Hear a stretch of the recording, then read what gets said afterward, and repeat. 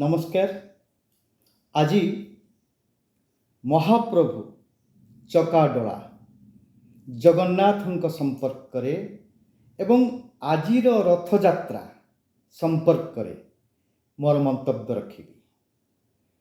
ଜଗତର ନାଥ ଜଗନ୍ନାଥ ପତିତମାନଙ୍କର ଉଦ୍ଧାରକର୍ତ୍ତା ସେ ହିଁ ନାଦ, ସେ ହିଁ ବ୍ରହ୍ମ, ସେ ହିଁ ଓଙ୍କାର, ସେ ପୁଣି ଅଣାକାର, ଅନ୍ତରରୁ ଅନ୍ତରିକ୍ଷ ବ୍ୟାପୀ ତାଙ୍କର ବିରାଜମାନ।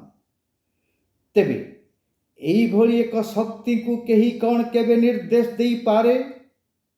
ସେ ତ ଦାରୁର ଦେବତା, ସେ ଦୟାର ଦୟାଣ ମାଳ, କଳ୍ପନାର କଳ୍ପବଟ ସିଏ, ବିଶ୍ୱାସର ବାହିଷି ପାହାଚ ସିଏ। ସେ ନଥାନ୍ତି କୌଣସି ରାଜକୀୟ ଥାଟ ବାଟରେ, ସେ ଥାନ୍ତି ଭକ୍ତର ହୃଦୟ ବେଦୀରେ। ଭକ୍ତ ପାଇଁ ଭଗବାନ, ଯାହାଙ୍କ ପାଇଁ ରଥ ଅଟକି ଯାଏ ବଡ଼ ଦାଣ୍ଡରେ। ସେଦିନ ଦାସିଆ ବାଉରୀ ହାତରୁ ନଡ଼ିଆ ଛଡ଼ାଇ ନେଇଥିଲେ ସ୍ୱୟଂ ଜଗନ୍ନାଥ ଅତି ଶ୍ରଦ୍ଧାରେ। କି ଅପୂର୍ବ ମିଳନ ଦାସିଆ ବାଉରୀ ସହିତ ଜଗତପତିଙ୍କର। ଭକ୍ତି ଭାବରେ ବନ୍ଧା ସିଏ। ସେଇଥିପାଇଁ ତ ସେଦିନ ଶାଲବେଗଙ୍କର ଆତୁର କଣ୍ଠରୁ ଝରି ପଡ଼ିଥିଲା, ଆହେ ନୀଳ ଶୈଳ ପ୍ରବଳ ମତ ବାରଣ, ମୋ ଆରତ ନଳିନୀ ବନକୁ କର ଦଳନ। ବନ୍ଧୁ ମହାନ୍ତିଙ୍କ ପାଇଁ ସିଏ କରୁଣାର ହାତ ବଢ଼େଇ ଦିଅନ୍ତି। ଅତି ପ୍ରିୟ ଭକ୍ତ ତାଙ୍କର ବନ୍ଧୁ ମହାନ୍ତି। ଶ୍ରୀକ୍ଷେତ୍ରରେ ଅନେକ ଅଲୌକିକ ଘଟଣା ଏମିତି ଘଟିଛି। ଜଗନ୍ନାଥଙ୍କୁ ନେଇ ଆମ ସଂସ୍କୃତି, ଆମ ଚେତନା ଚିତ୍ରାଲେଖ୍ୟ ସିଏ। ଜାତି ଧର୍ମ ବର୍ଣ୍ଣ ଊର୍ଦ୍ଧ୍ୱରେ ସିଏ। ତାଙ୍କ ପାଖରେ ନଥାଏ ରଙ୍ଗଭେଦ।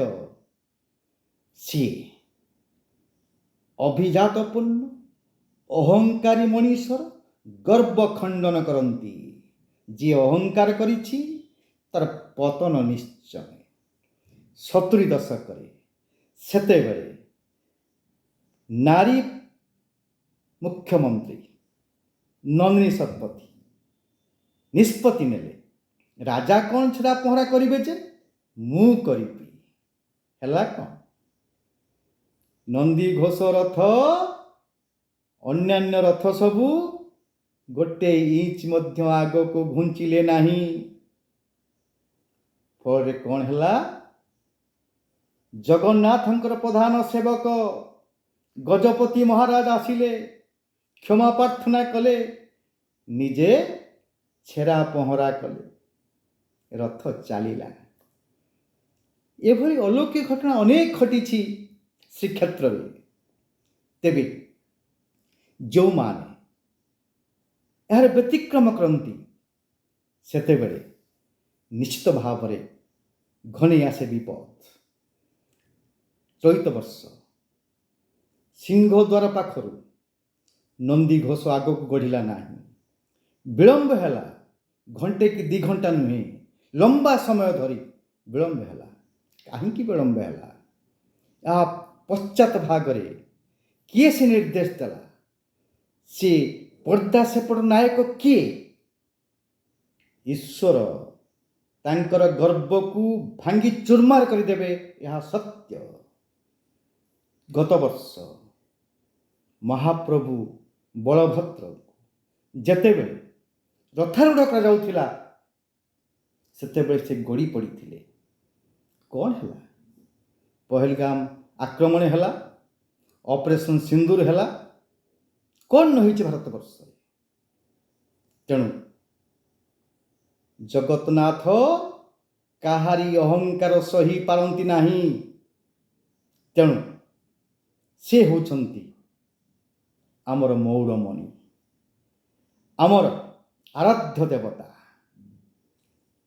ତେବେ ମୋର ପ୍ରତିବାଦ ଏଇଥିପାଇଁ ଯେ କ'ଣ ପାଇଁ ଚଳିତ ବର୍ଷ 10,000 ଭିଆଇପି ମାନଙ୍କୁ ପାସ୍ ଦିଆଯାଇଥିଲା। କାହିଁକି ସେ ଭିଆଇପି ସଂସ୍କୃତି? କେବଳ ଏ ସରକାର ନୁହନ୍ତି, ଅତୀତରେ ମଧ୍ୟ ଦେଉଥିଲେ। କ'ଣ ପାଇଁ ଏଭଳି ଆପଣମାନଙ୍କର ମାନସିକତା? ଜଗନ୍ନାଥ କ'ଣ ଭିଆଇପି ଦେବତା? ଯେଉଁମାନେ ଗାଁ ଗହଳିରୁ ନ ଖାଇ ନ ପିଇ ଆସୁଛନ୍ତି ସ୍ୱୟଂ ଜଗନ୍ନାଥଙ୍କୁ ଦେଖିବା ପାଇଁ, ଜଗନ୍ନାଥ ଧ୍ୱନିରେ ଗଗନ ପବନ ମୁଖରିତ କରି ଦେଉଛନ୍ତି, ତାଙ୍କ ପାଇଁ ବ୍ୟାରିକେଡ୍ ଅର୍ଥାତ୍ ଭିଆଇପି ମାନଙ୍କୁ ଜପାର ମାରି। ଏ ନୀତିକୁ ଜଗନ୍ନାଥ ଦେଖୁଛନ୍ତି, ଚକାଡୋଳା ସବୁ ଦେଖୁଛନ୍ତି। ତାଙ୍କର ଦାନ୍ତ ଭାଙ୍ଗିବେ ନିଶ୍ଚିତ। ମୁଁ ସରକାରଙ୍କୁ ନିବେଦନ କରିବି, ଏଭଳି ଭିଆଇପି କଲଚରକୁ ଶେଷ କରନ୍ତୁ। ମୋହନ ସରକାର ଶୁଣିବେ ନିଶ୍ଚିତ, କାରଣ ସିଏ ଅତି ସାଧାରଣ ସରଳ ମଣିଷ। ଯେଉଁମାନେ ଏଭଳି କରିଛନ୍ତି, ଏବେ ଶୁଣାଯାଉଛି ଜିଲ୍ଲାପାଳ ପରିବର୍ତ୍ତନ ହୋଇଛନ୍ତି, ଏସ୍ପି ପରିବର୍ତ୍ତନ ହୋଇଛନ୍ତି। ତାର ଅର୍ଥ କ'ଣ ଥାଇପାରେ? ତେଣୁ ଏ ପରିବର୍ତ୍ତନ କିଛି ମୂଲ୍ୟ ନାହିଁ।